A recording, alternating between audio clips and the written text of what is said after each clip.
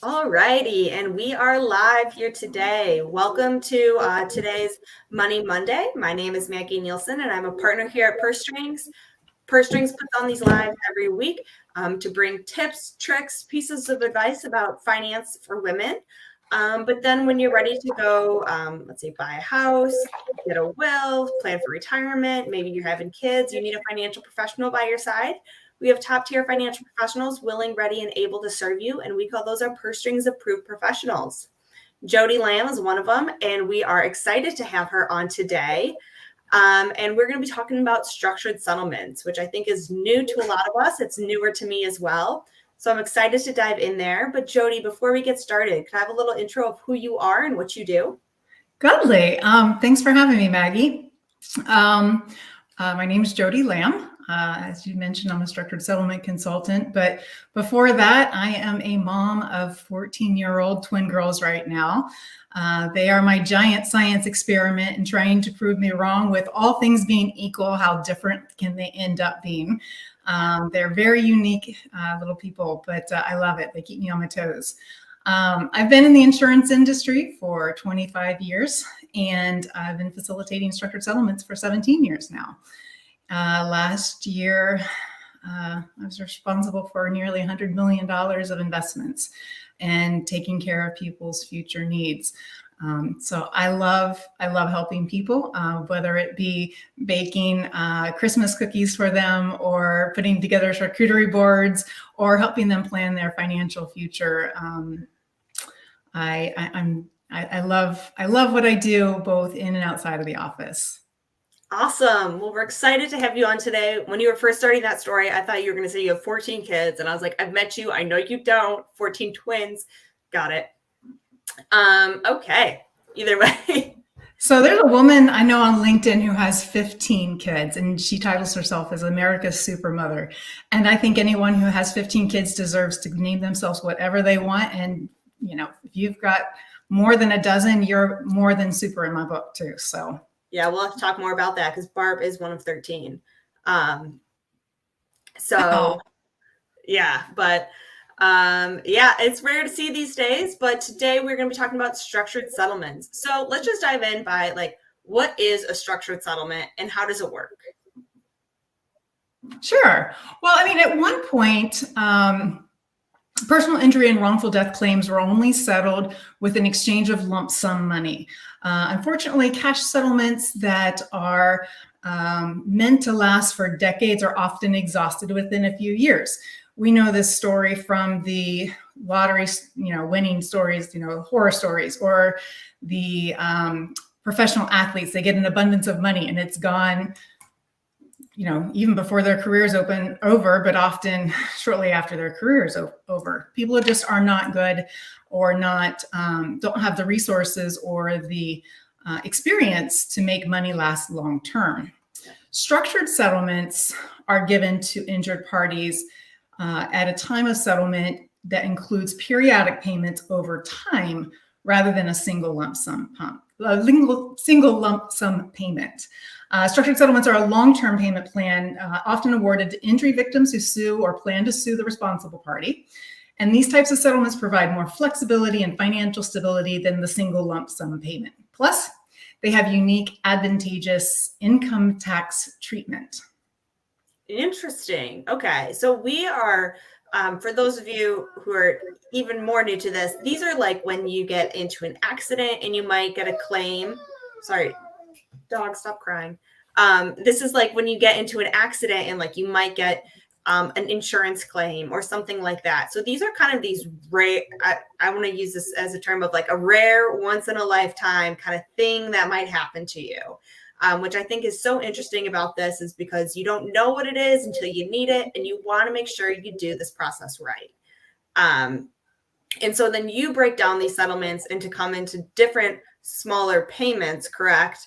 So people can make that money last them longer. Absolutely. So the structured settlement benefits are customized and they're individualized for each individual case. They're tailored to meet that person's needs. Those benefits can be made monthly, annually, quarterly.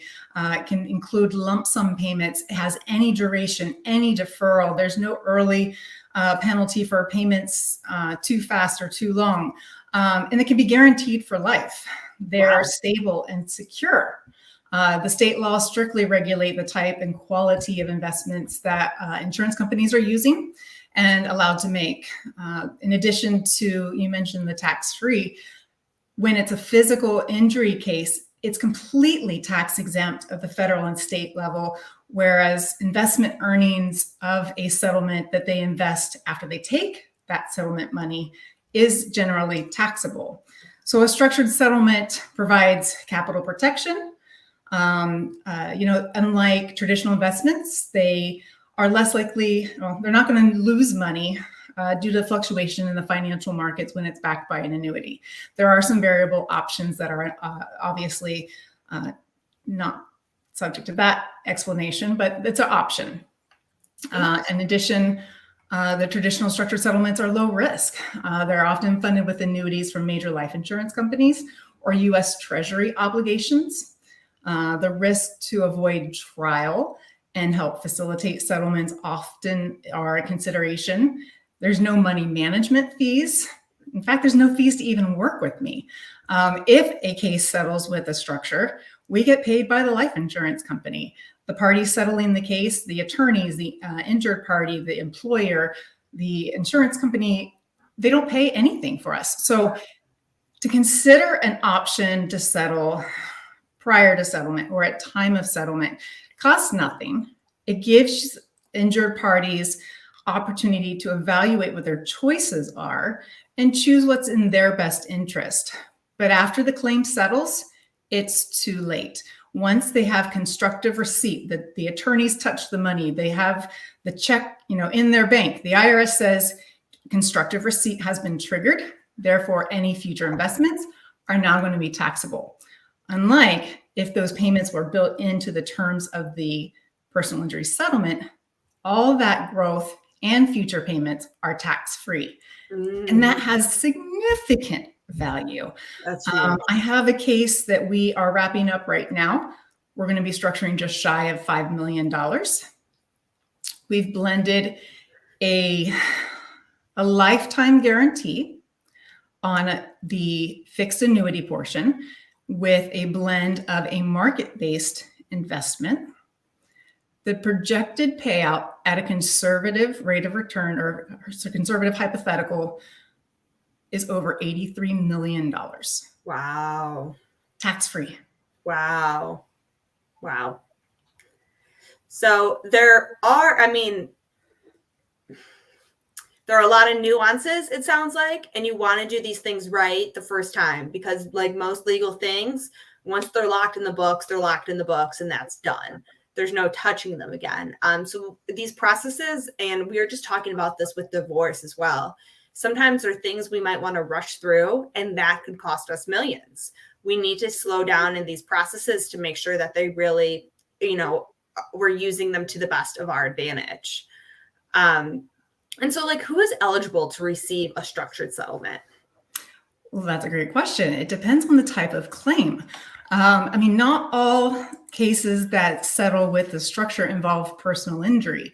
The most common do. And if you are injured in an accident, you've been hurt on the job, or you've been, maybe it's a liability from a neighbor's house, a dog bite, you've been in an auto accident, commercial auto line policies, or medical malpractice cases where someone's been physically injured.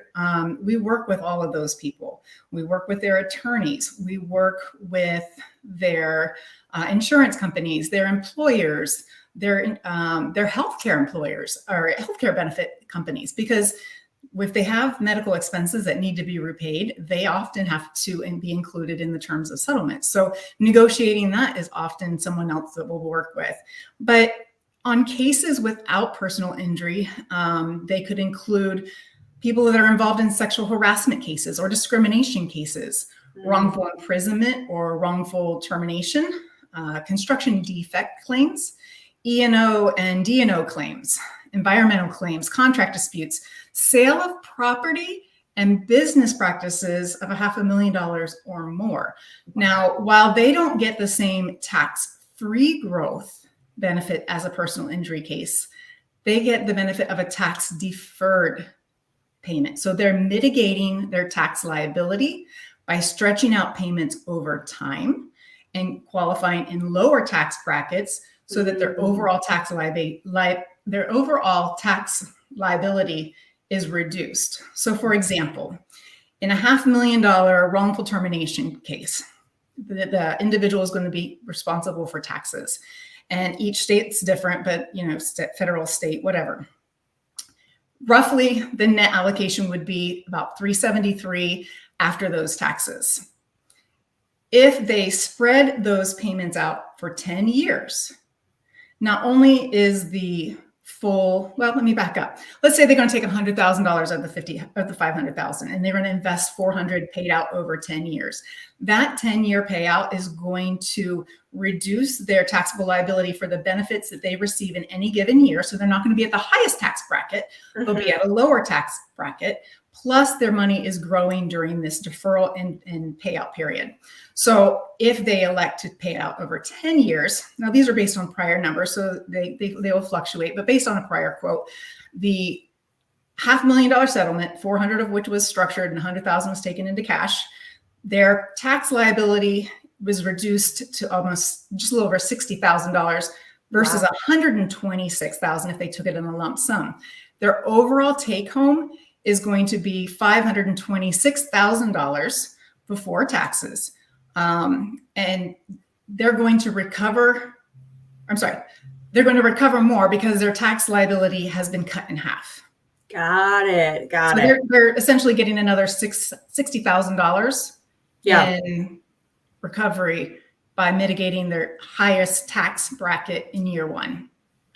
That makes a lot of sense. Yeah, because the higher the tax bracket you go, the more they take. And so if you can consistently stay at a lesser tax bracket, it's less money going to taxes in the long run. Pay less in taxes. Yeah, and that's always the goal, And that applies to people that are buying out businesses or transferring real estate or it's not just limited to personal injury cases, and that this world of the non-personal injury is not penetrated. There's so much opportunity for growth here with real estate transactions, business succession planning, contract disputes, even attorney fees. So attorneys, when they're receiving settlements for their clients, the attorneys can defer their taxes the same way as well. So they can customize plans that take care of their own kids' college or supplement retirement income. Most proprietors don't put aside money for their own retirement, but when they can defer taxes to grow or defer their income and grow tax deferred and customize when the benefits are paid, potentially and ideally in a lower tax bracket, AKA retirement or over time, they recover more as a whole. Interesting. Yeah, that's why we always talk about, you need multiple professionals on your team. And that's why you do want some who understand these taxes and understand these different nuances, because there are different ways to kind of spread things out to pay less in taxes. You just have to talk to someone to really understand those finite details. Absolutely. And by no means am I an expert in all things taxes. We have other, tax professionals. The tax code, thousands and thousands of pages. Yeah. We work within this tiny little minute section that deals with the section 104A2 in regards to the future payments of tax or personal injury settlements. And it's been expanded upon to include other things like contracts and the non-personal injury cases that, I kind of alluded to, but it's a fun place to be. I love what I do. I get to meet financial planners across the country because often they get contacted by the families or the attorneys that are helping families negotiate personal injury cases. They're coming into a large amount of money. The attorneys want to make sure they're doing right by their client. So they call their financial advisor, a planner. I've found through Purse Strings Network and WIFS, a lot of people in the financial world don't know about structured settlements. And to be honest, I didn't know about it myself. My background, right out of college, I did financial planning. I was with Park Avenue Securities and Guardian Life. I did that long enough until I realized right out of college, I didn't exactly have enough life experience to be talking to people or talking to my family's friends about retirement planning. I was just this kid out of college. Yeah. But I started working with the insurance company. I kind of got behind the scenes and started to understand what's going on. But in the process, I gained the knowledge of handling personal injury cases, managing financial investment products, helping with financial planning. And that is when I found out about structured settlements. I'd already had my Series 6, 67 life health annuity license. I'd gone through multiple years of continuing education. I hadn't heard of it. And quite frankly, attorneys don't really understand or know about it either. You know, they're in law school to learn about law, not tax code. So this tiny little section that talks about personal injury cases and being able to structure their fees or structure their client's money is a footnote probably at best. I'm not an attorney. I can't tell you what the law books say, but I can tell you based on my experience, until they understand, until they start to use it, the attorneys don't know about this opportunity and the significant value that it holds for their clients. So when's the, ideal time in this process for somebody to call you and bring in your specialties? Is that after an accident? Is that, after they talk to their attorney? When's the best time to bring you in? I mean, certainly there's not a bad time to call. If you have questions, if you were just involved in an accident, you're hearing about this for the first time, you want to know more, we can talk. My services really don't come into play until they're negotiating the claim or they've settled the claim and they're writing out the settlement details. Ideally, we are involved during and before the negotiation of a claim settlement or negotiation of a business transaction, because these terms need to be written into contracts in the release agreements.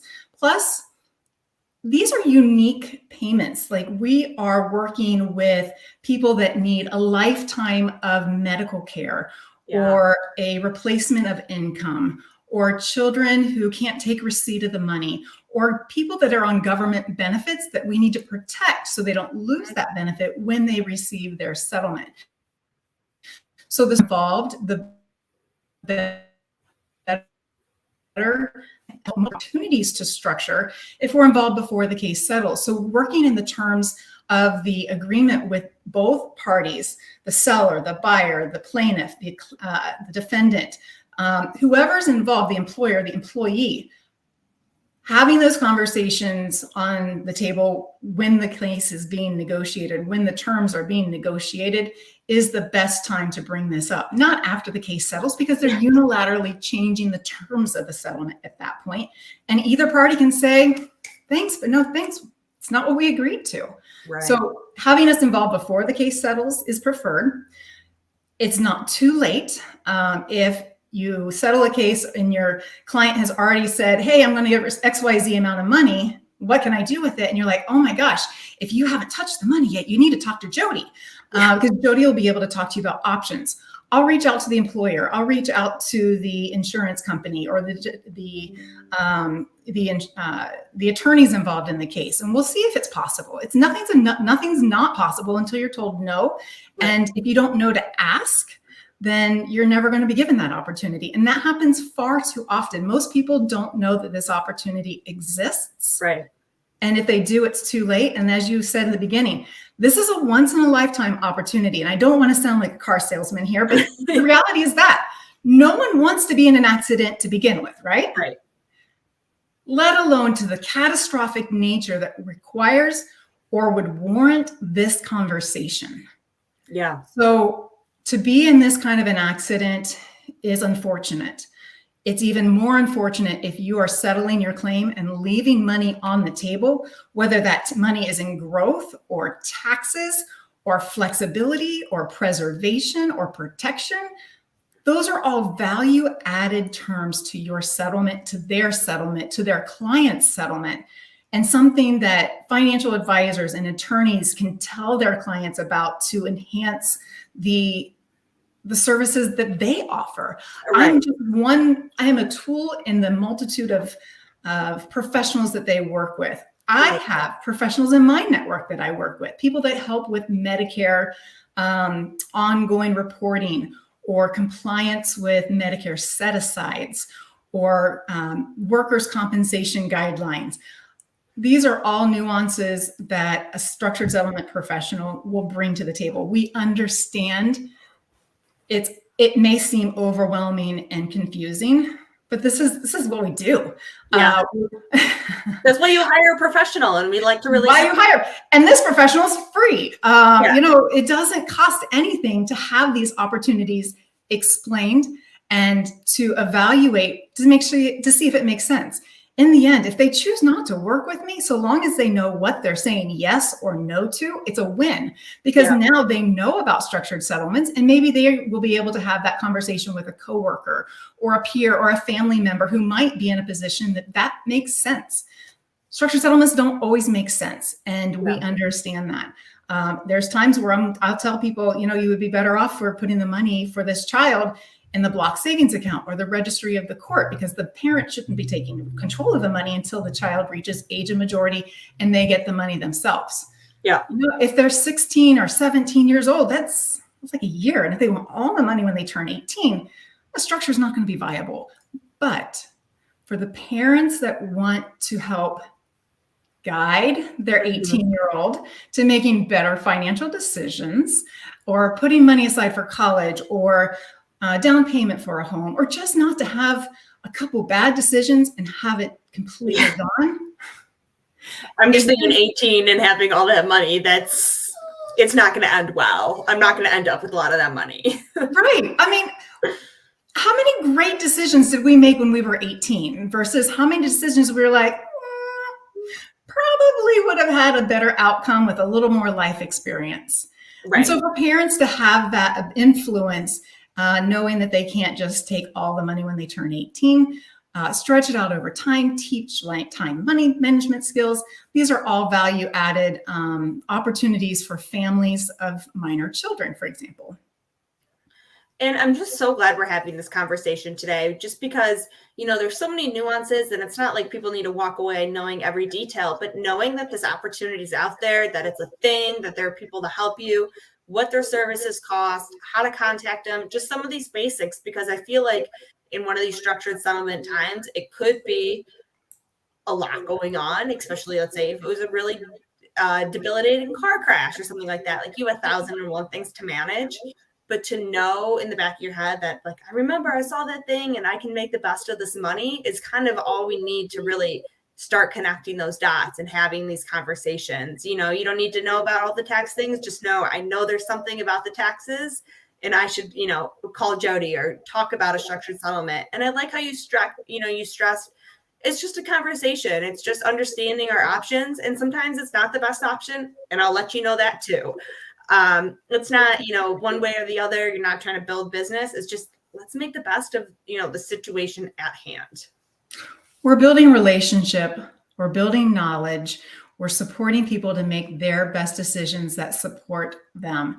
So absolutely, this is a conversation. I mean, it even goes down to, I'll talk to people about, you know, their own personal policies.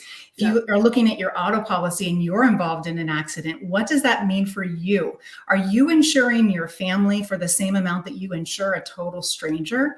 I can tell you, personal story here. My sister-in-law and her daughter were in a horrific accident about a month ago.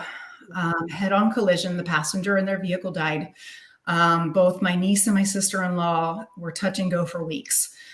She has only just now been released into long-term care, but for the longest time, it was terrible. And so my brother-in-law has called me and or my ex-brother-in-law has called me and asked me, you know, Jodie, what do we have? What does this mean? Right. And he had $1 million umbrella policy. He had a little bit of hope that, you know, we know that we have policy limits cases here. We've got a fatality. We've got catastrophic injuries and state minimum policy for the at-fault driver. What is my policy going to do for me? and he was very disappointed. First party coverages are not automatically covered on liability policies or umbrella policies. So if you have an umbrella policy, ask your agent, does this include my family or just another party?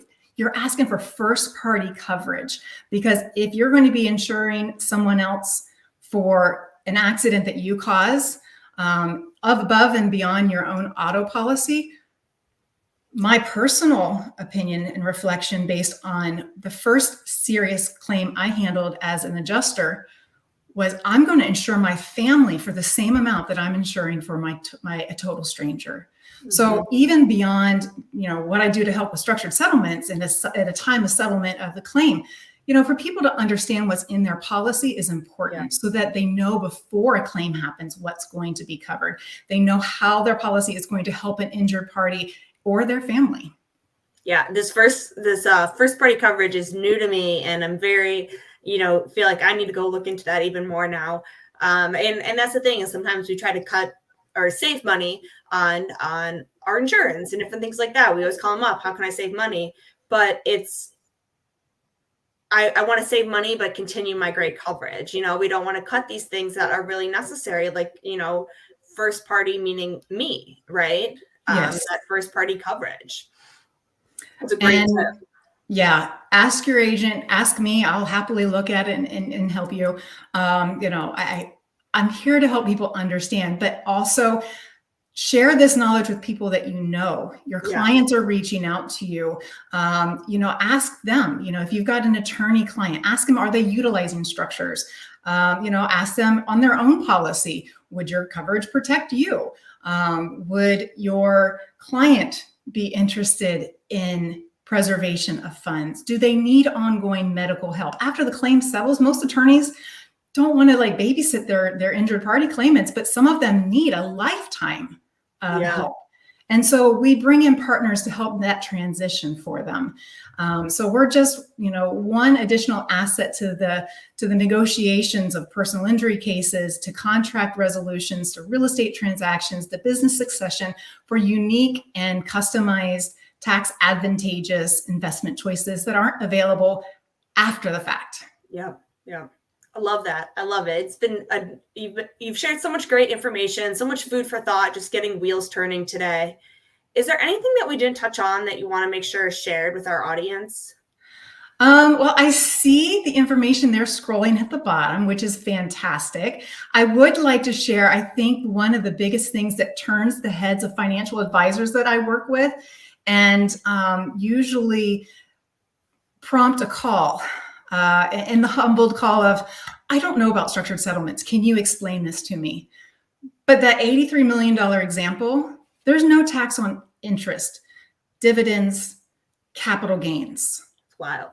That is significant. And when they understand that, they understand that a structured settlement, again, isn't the end all to solve all the we're not looking to take the whole settlement and put it into a structure, but it is a tool to be able to provide another means of diversified investments. Mm-hmm. Short of your Roth IRA or your Roth 401k, you have very limited tax-free investment options. Right. And this one doesn't have the requirements of, you have to wait to a certain age to get the payments, or it has to be one benefit stream. I can do multiple benefit streams, any duration, any deferral. It can include annual increases. It can be guaranteed for life. We can take life expectancy into consideration.